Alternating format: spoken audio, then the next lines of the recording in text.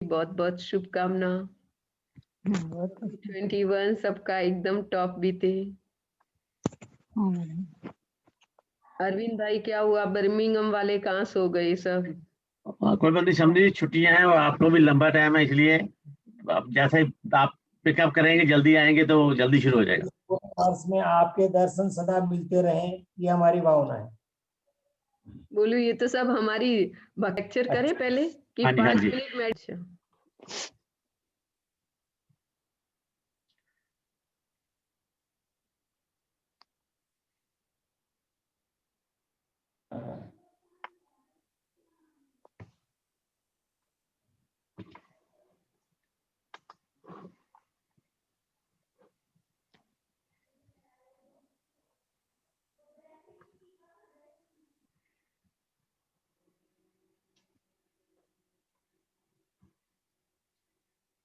समझी जी, हम्म।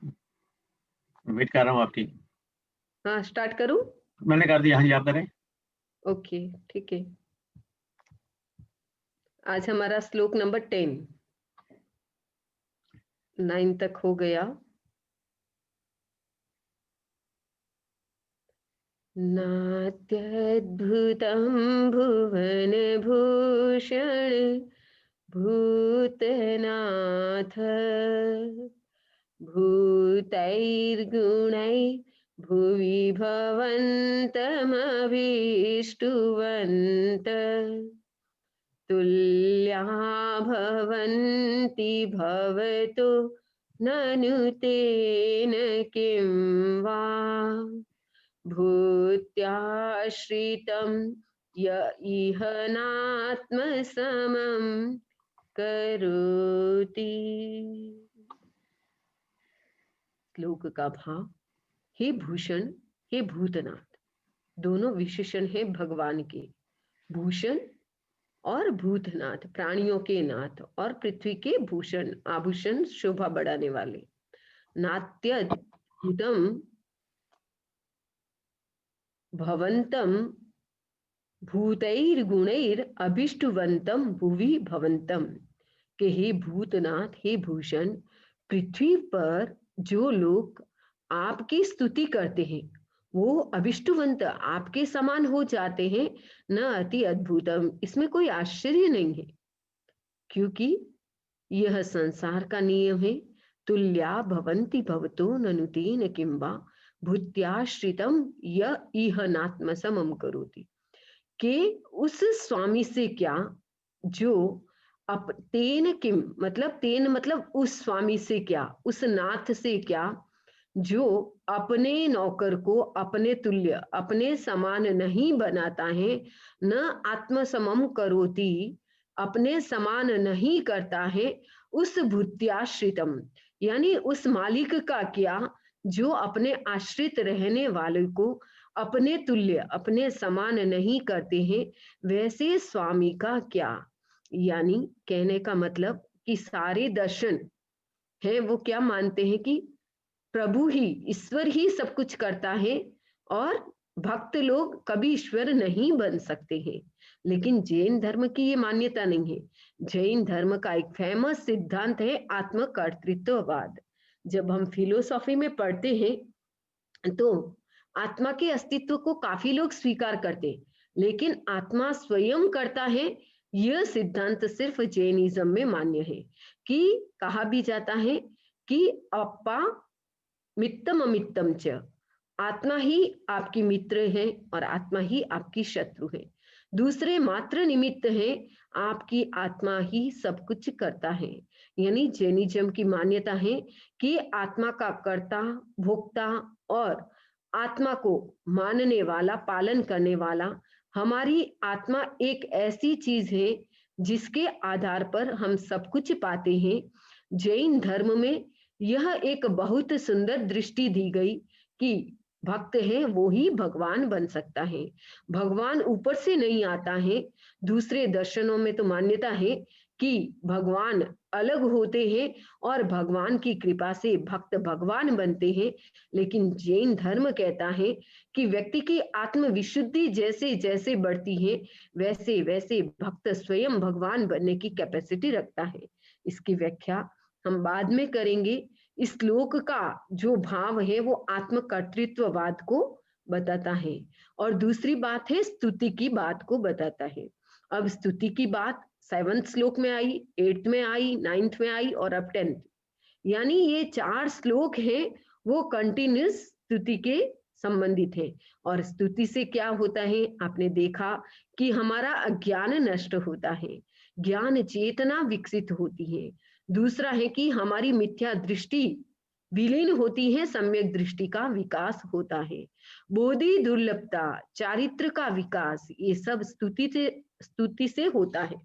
क्योंकि आप जैसे संपर्क में रहते हैं, जैसे वातावरण में रहते हैं वैसे बन जाते हैं, वैसे ही आप जैसे लोगों की स्तुति करते हैं आपके भीतर में वैसे ही केमिस्ट्री, आपके हार्मोन सिक्रेशन उसी रूप में होने शुरू हो जाते हैं। अभी आपने देखा होगा कि भक्तामृत तो बहुत वर्षों पहले की स्तुति, लेकिन अब आप YouTube में चले जाओ, आपको भक्तामृत की महिमा के बारे में हजारों YouTube में श्लोक, हजारों प्रकार के आपको वीडियो मिल जाएंगे। आप अभी कहीं पर भी देख लो, क्या करते हैं, हम भक्तामृत करा रहे, यानी सबके मन में एक भक्तामृत की लहर सी लगी है। सब छोटों को देखो, बड़ों को देखो, घर में ऐसे लगता है सबके घर में, और स्पेशल मैं कह सकती हूँ कि यूके में तो ऐसे लगता है हर घर में भक्तामृत मय बन गया है। सुबह देखे तो भक्तामृत, शाम को देखे तो भक्तामृत, ऐसे लगता है कि सबके मुख पर एक ही चिंतन रहता है कि हमें भक्तामृत लर्न करना है। तो यह भी, इस भक्तामृत का भी अपना शुभ उदय भाव आया है, इसीलिए ये इतना फेमस हो रहा है। हालांकि भक्तामृत से ज्यादा पावरफुल हमारे आगम है, लेकिन अभी युग के अनुसार भक्तामृत से बहुत सारी समस्याओं का समाधान होता है, लेकिन हमारा आगम भी कम नहीं है। आगम ऐसी चीज है जो व्यक्ति एक बार सुन लेता है वो कभी अंधा नहीं होता है, और इस भव में नहीं, 9 भव में वो व्यक्ति कभी भी बहरा नहीं होता है।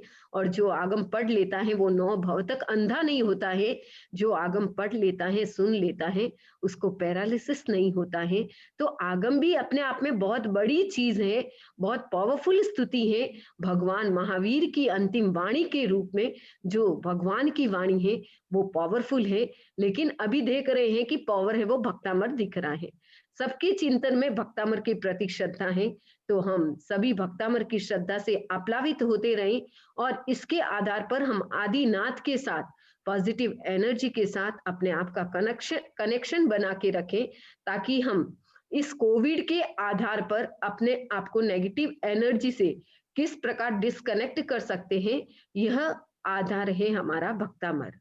और भक्तामृत की भावपूर्ण स्तुति करने से मानतुंग के ताले टूटे थे और हमारे कर्म रूपी ताले टूट सकते हैं, लेकिन जब तक भावधारा नहीं जुड़ती है।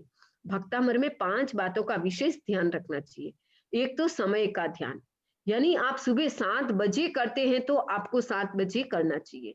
अगर आप रेगुलर, आपको पता है कि आपके बॉडी में अगर आप 8 बजे नाश्ता करते हो तो आपके हार्मोन सिक्रेशन होता है, आपकी जठराग्नि फिक्स 8 o'clock एक्टिव होने लग जाती है और आपको भूख का एहसास होने लग जाता है। यानी हमारी बॉडी में, हमारे माइंड में बायो क्लॉक है और वो अकॉर्डिंग टू हार्मोन सिक्रेशन करती है। तो वैसे ही जिस प्रकार बॉडी में हार्मोन सिक्रेशन होता है, वैसे ही हमें अपने माइंड को भी पावरफुल बनाना है।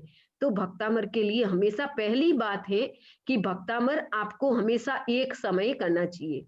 जैसे आप एक टाइम नाश्ता करते हो, एक ही टाइम में खाना खाते हो, इसी प्रकार हमारे ब्रेन का, आत्मा का खाना, क्योंकि आप सब जानते हैं कि बेचारी आत्मा भव भव की भूखी है। शरीर को आप कितना भी भोजन दो, ये कभी तृप्त नहीं होगी। ऐसे 5 गड्ढे हैं जो कभी नहीं भरते हैं। नेक्स्ट क्लास में आपको होमवर्क दे रहे हैं, ऐसे कौन से 5 गड्ढे हैं जो कभी भरते नहीं है। नेक्स्ट टाइम आंसर ढूंढ के लाना। तो आप सब जानते हैं कि एक ये पेट का गड्ढा, सुबह डालो शाम को खाली, शाम को डालो सुबह खाली, यानी कभी भरता ही नहीं है शरीर का ये पेट का गड्ढा। तो हमें पेट की भूख नहीं मिटाना है, आत्मा की भूख मिटानी है। तो उसके लिए हम भक्तामृत की स्तुति प्रतिदिन एक समय करें। दूसरी बात है कि भक्तामर एक स्थान पर करे, आप प्रतिदिन स्थान चेंज करते हो, ये भी ठीक नहीं है। तीसरी बात है कि भक्तामर में उच्चारण शुद्धि के साथ साथ भाव शुद्धि, और भाव शुद्धि के साथ तन शुद्धि, और मन शुद्धि के साथ साथ अपने कपड़ों की भी शुद्धि। अगर आप कोशिश करें कि भक्तामर करते समय एक ही ड्रेस में करेंगे, तो आप देखेंगे कि वो ड्रेस आपकी पावरफुल बन जाती है, वो आपकी मंत्रित ड्रेस बन जाती है, सुरक्षा कवच के रूप में वो आपके क्लॉथ्स बन जाते हैं।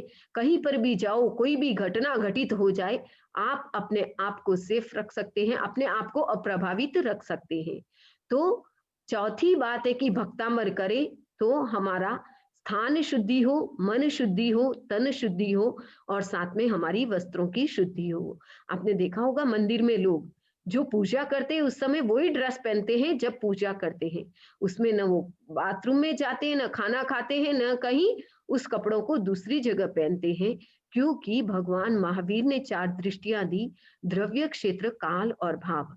सबका चारों का अपना प्रभाव होता है, द्रव्य का भी अपना प्रभाव होता है, और यही कारण है कि प्रतिदिन आप अगर भक्तामर एक ही स्थान पर करते हैं तो वो स्थान आपका टाइप ऑफ मंदिर बन जाता है, आपका पॉजिटिव प्लेस बन जाता है, और ऐसा लगेगा कि उस स्थान पे इतने पॉजिटिव वाइब्रेशन हो जाएंगे कि जब भी आपका मन स्ट्रेस युक्त हो, आप जाके बैठो उस स्थान में, तुरंत आपके मन में शांति की अनुभूति।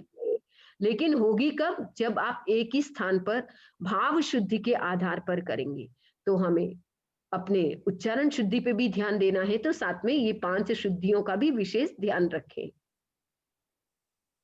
इस श्लोक का भावार्थ, हे विश्व के भूषण, हे प्राणियों के नाथ, इस पृथ्वी पर यथार्थ गुणों के द्वारा आपकी स्तुति करने वाले पुरुष आपके समान हो जाते हैं। तो यह कोई आश्चर्य की बात नहीं है, क्योंकि उस स्वामी से क्या प्रयोजन जो अपने आश्रितों को वैभव से अपने समान नहीं बनाता है। यानी आपका एक नौकर आपका लॉन्ग टाइम तक सेवा करता है और अंतिम में आप उसको अपने समान बनाने की कोशिश करते हैं, आप उसको अपने हाथ से जितना दे सकते हैं दान देते हैं, ताकि आपका भक्त, आपका नौकर कभी भी दुखी न हो। यह भाव एक संसारी व्यक्ति के भीतर होता है, लेकिन आप सब ये भी देखते हैं कि हम आध्यात्मिक दृष्टि से देखें तो भक्त भी भगवान बन सकता है। यह भगवान बनने की जो परंपरा है वो सिर्फ जैनों में है, और हम सौभाग्यशाली हैं कि हमें जैन धर्म मिला है। तो हम भी अपने भीतर में वो भगवता जगाएं, जिससे कि हम भी अहम से अरहम बन सके, और हम भी बिंदु से सिंधु बन सके, और हम भी अपने भीतर में भगवान से, भक्त से भगवान बन सके। तो ओ omniscience of the world, O Lord of the living, it is not surprising that he how is ignoranced, engrossed in the praise of your infinite virtues. Because like you, what is the use of serving such a master who does not allow his dependents to prosper just like him? इस श्लोक का उच्चारण, एक अ God making his devotee अ God, यानी एक भगवान अपने भक्त को भगवान बनाते हैं। आपने देखा होगा महावीर और गौतम का उदाहरण। जैन धर्म में ऐसा नहीं है कि महावीर महावीर बने, ऋषभ ऋषभ बने, ऐसा नहीं। ऋषभ ऋषभ बने, और भरत और बाहुबली को भी उन्होंने क्या किया? आत्मा के अस्तित्व के आधार पर इक्वल बनाया। महावीर ने देखो तो गौतम को अपने समान बनाया। भगवान के सामने जब गौतम कभी दुखी होते थे और कहते थे प्रभु आपको केवल ज्ञान हो गया, मुझे कब होगा, तो भगवान कहते थे गौतम तुम्हारा और मेरा संबंध 9 भवों तक साथ चल रहा है, और तुम्हारा भी अंतिम में सिद्धि होगी। इस प्रकार की बात कौन कह सकते हैं? हम आत्मा के अस्तित्व पर दोनों इक्वल हो जाएंगे, हम दोनों समान शक्ति वाले हो जाएंगे। यह बात सिर्फ जैन के भगवान ही कह सकते हैं, और वो भगवान हमारे कौन है? तीर्थंकर प्रभु। तो under control of the God dissolving into God, यानी ईश्वर में घुलने वाले ईश्वर के नियंत्रण में, सिर्फ बात जैनिज्म कहता है। कभी किसी के सामने अपनी सफाई पेश मत करो, क्योंकि जिसे तुम पर विश्वास है उसे जरूरत नहीं है, और जिसे तुम पर विश्वास नहीं है वो आपकी बात कभी मानेगा नहीं। यानी हम जैनिज्म के बारे में कभी किसी दूसरों को बताते हैं, हमारा जैनिज्म ऐसा, हमारा जैनिज्म ऐसा, हमारा धर्म कैसा है, हम स्वयं अनुभव करते हैं। हमें उसके लिए कहीं किसी को बताने की जरूरत नहीं। बस हमें अपने आप में ये अनुभव होना चाहिए कि हम सौभाग्यशाली हैं कि हमने जैन कुल में जन्म लिया, और जैन कुल में भी हमने ऐसे क्षेत्र में जन्म लिया जहां पर हम आगम वाणी भी सुनते हैं। हमारा हर ट्यूसडे को आगम पर प्रवचन चलते हैं और आगम वाणी का श्रवण भी करवाते हैं। और अब तो हम एक नया आगम शुरू करेंगे जिसका नाम है ठाणंग। और ठाणंग के आधार पर किस प्रकार भगवान ने कैसी कैसी विचित्रताएं इस संसार में बताई हैं, उसकी भी बात हम समय पर करेंगे। लेकिन अभी बात भक्तामर की, और भक्तामर के लिए हमें भी संकल्प करना है कि हमें भी भगवान बनना है। तो पानी के बिना नदी बेकार है, अतिथि के बिना आंगन बेकार है, प्रेम न हो तो सगे संबंधी बेकार है, पैसा न हो तो जोली बेकार है, और जीवन में गुरु न हो तो जीवन बेकार है। इसीलिए जीवन में गुरु जरूरी है, गुरूर नहीं। यानी हम कभी भी कोई चीज का अहंकार नहीं करें। हम जैनिज्म में हमारा जन्म हुआ है, तो हमें ये अनुभव करना है कि हमें मानव जीवन को सफल बनाना है। सिर्फ तेरी और मेरी में समय बर्बाद नहीं करना है। उसने क्या किया, उसके क्या हुआ, ये सब दुनियादारी, हमारे को कुछ भी मिलना नहीं है इन सब चीजों से। हमें तो इससे ऊपर उठना है और अपने आत्मा के अस्तित्व पर आकर के चिंतन करना है। क्या मेरा क्रोध शांत हुआ या नहीं? क्या मेरा मान कम हुआ या नहीं? क्या मेरी माया कम हुई या नहीं? क्या मेरा लोभ कम हुआ या नहीं? क्या मैं जहां हूं वहीं पर बैठा हूं? ये सब चिंतन करके हमें अपनी आत्मा के अस्तित्व को ऊपर उठाना है, आत्मा की शुद्धि का ध्यान देना है। हम वो है जो हमारी सोच ने बनाया है। इसीलिए इस बात का ध्यान रखिए कि आप क्या सोचते हैं। शब्द गौण है, विचार रहते हैं, वे दूर तक यात्रा करते हैं। जिस प्रकार एक गाड़ी चलाने वाला व्यक्ति है वो कितना सावधान रहता है, बंधुओं हमें भी ये मनुष्य जीवन की गाड़ी को चलाना है, तो इसमें सावधान रहना है। अगर हम सावधानी नहीं बरतेंगे तो आप सब जानते हैं सावधानी हटी और दुर्घटना घटी। तो हमें भी अपने जीवन में आनंद की अनुभूति करना है। तो 3 चीजों का हमेशा ध्यान रखें। आनंद में वचन मत बोलिए, क्रोध में उत्तर मत दीजिए, और दुख में निर्णय मत लीजिए। अगर आप ये 3 चीजें करते हैं तो अपने जीवन में कभी भी दुखी नहीं होते हैं। और इस श्लोक का उच्चारण क्यों किया जाता है? इस श्लोक में दिखाया है कि स्वामी अपने सेवक को अपने समान बना रहा है, अपने समान जितना धन है उसको भी दे रहा है, और कोशिश कर रहा है मालिक कि मेरा नौकर भी मेरे समान बने। प्रश्न होता है स्तवन का लाभ क्या? What is benefit the hymns of hymns? तो सबसे पहले सहनशीलता का विकास, टॉलरेंस, और एनलाइटमेंट, प्रबोधन, और गैलेंट्री यानी शौर्य। अगर आपको ज्ञान, दर्शन, चारित्र और बोधि का लाभ लेना है तो आप स्तुति, भावपूर्ण स्तुति करें, क्योंकि आप सब जानते हैं knowledge, reverence is the benefit of character and bodhi. तो हमें यह प्राप्त करना है। उसके लिए एक चिंतन और लाना है कि नमक की तरह कड़वा ज्ञान देने वाला ही सच्चा मित्र होता है। क्योंकि आप सब जानते हैं, इतिहास गवाह है, आज दिन तक नमक में कभी कीड़े नहीं पड़े हैं। जो व्यक्ति थोड़ा कड़ा बोलता है, एक बार खराब लगता है, लेकिन वो आपका सच्चा हितैषी है। अगर आप ये मानते हो तो अपने जीवन में कभी दुखी नहीं होंगे। इसीलिए हमेशा ध्यान रखना चाहिए, कभी कभी कुछ रिश्तों से बाहर आ जाना ही अच्छा होता है, ईगो के लिए नहीं, सेल्फ रेस्पेक्ट के लिए। तो हमें सेल्फ रेस्पेक्ट अपने आप को देना है।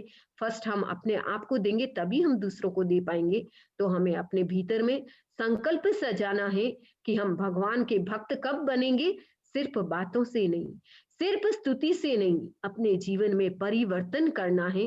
किसका परिवर्तन? अपने विचारों का परिवर्तन, अपने व्यवहार का परिवर्तन, और अपने चिंतन का परिवर्तन के साथ साथ अपने वचन का परिवर्तन।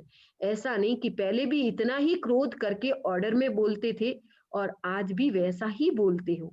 तो आपके सामने एक प्रश्न चिन्ह होता है कि धर्म किया और पहले नहीं किया था, उन दोनों के बाद में हमारे जीवन में क्या अंतर आया। आप बच्चों के लिए आइडल बन सकते हैं, आप बच्चों के लिए हमेशा के लिए एक संकल्प शक्ति का आधार बन सकते हैं, लेकिन कब? जब परिवर्तन होगा तब। कहा जाता है इस श्लोक का उच्चारण करने से कुकर विष मीन्स कुत्ते का विष, यानी कुत्ते का विष या कोई भी जानवर अगर काटता है और उस समय इस श्लोक का उच्चारण करते हैं तो तुरंत वह विष शांत हो जाता है।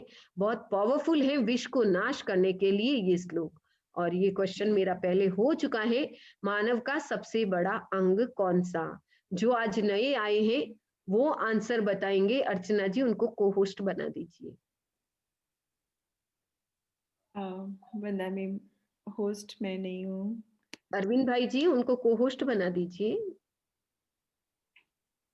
वो बताएंगे, आप कोई नहीं बताएंगे पहले आंसर।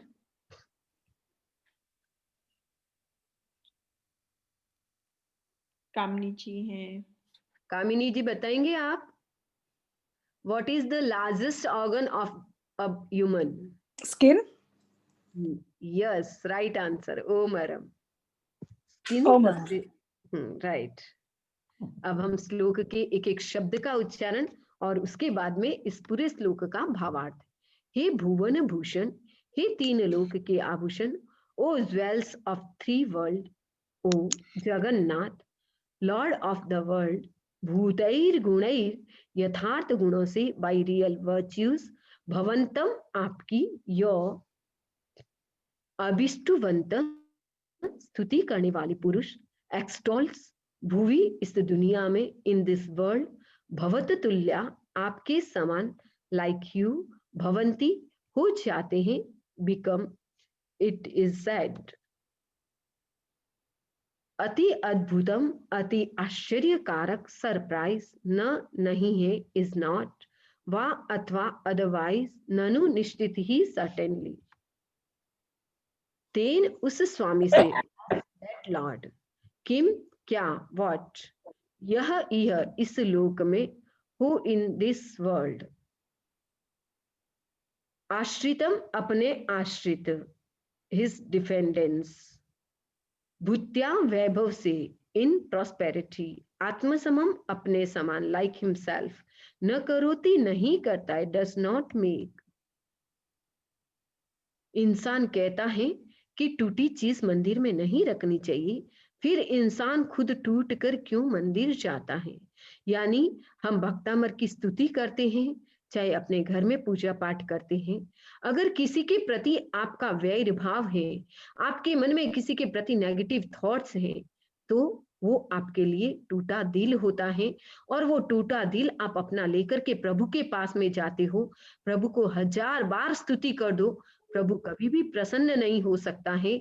जब तक आपकी आत्मा प्रसन्न नहीं हो तो दूसरा कभी प्रसन्न नहीं हो सकता है।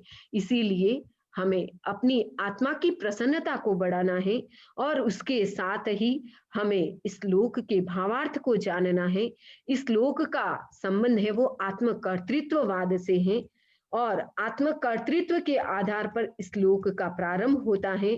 दार्शनिक लोग मानते हैं, कुछ लोग मानते हैं वेद को, कुछ लोग मानते हैं पुराणों को, और कुछ लोग मानते हैं बाइबिल को, और सभी में ईश्वर की मान्यता आई है और सभी ने एक ही बात कही है। और वो बात क्या है कि ईश्वरवादी परंपरा, ईश्वर सब कुछ करता है। जैन दर्शन में स्वतः प्रमाण की बात आती है, वो स्वतः प्रमाण के अधिकारी है केवल ज्ञानी।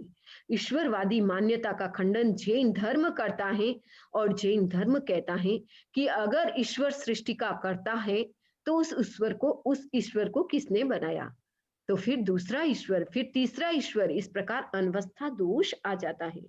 जैन धर्म के अनुसार ईश्वर अगर सृष्टि को बनाता तो किसी को सुखी, किसी को दुखी, किसी को गरीब, किसी को अमीर, इस प्रकार भेदभाव नहीं बनाता, भेदभाव नहीं करता।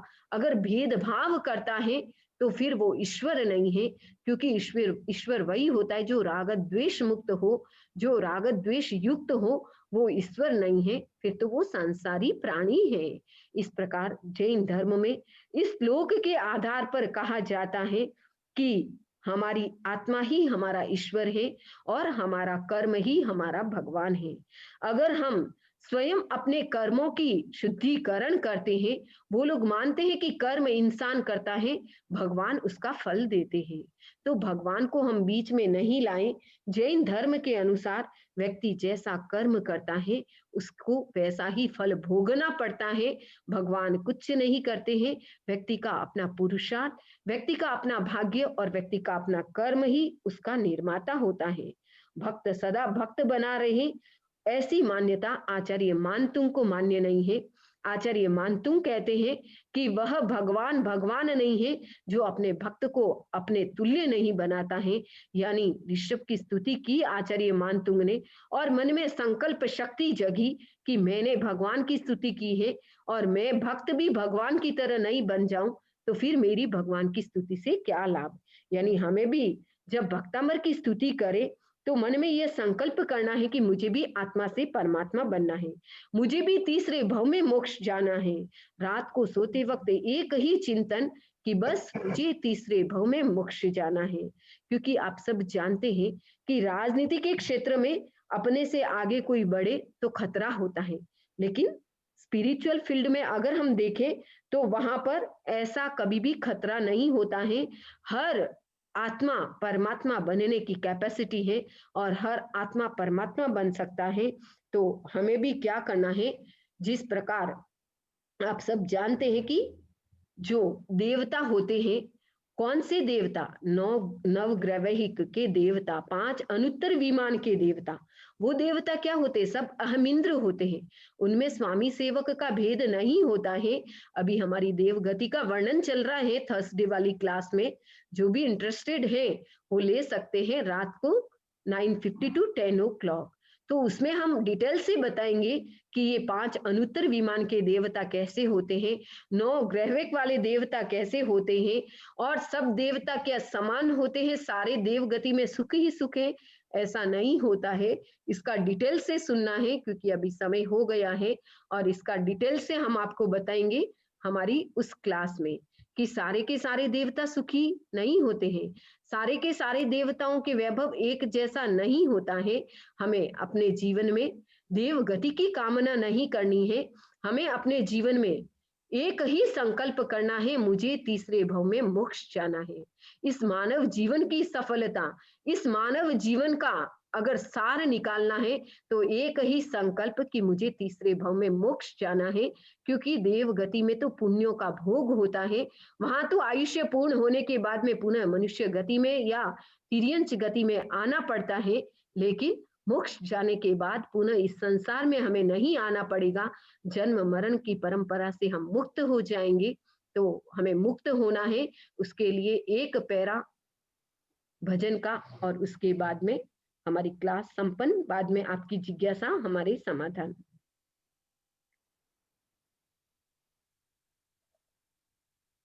मत कर रे